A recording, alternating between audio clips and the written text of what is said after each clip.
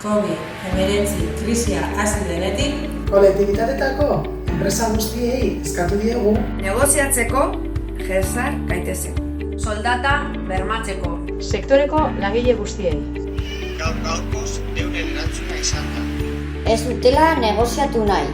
¿Y por qué tienen que sentarse a negociar? Porque los gastos salariales y el pago de las cotizaciones de las trabajadoras que están en ERTE, así como las que no, las empresas de colectividades les están saliendo gratis.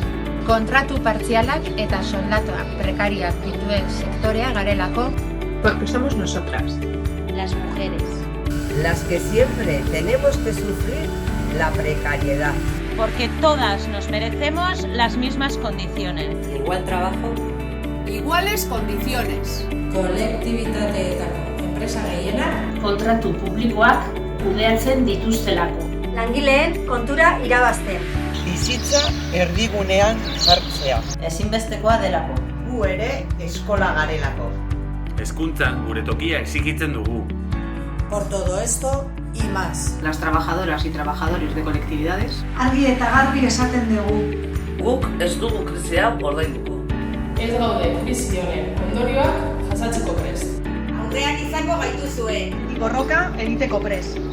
Aska, Auzolan. Tamar. Eurest, Zorexo, Gaska, Aibar. Askora. Negoziaketa orain. Negoziaketa orain.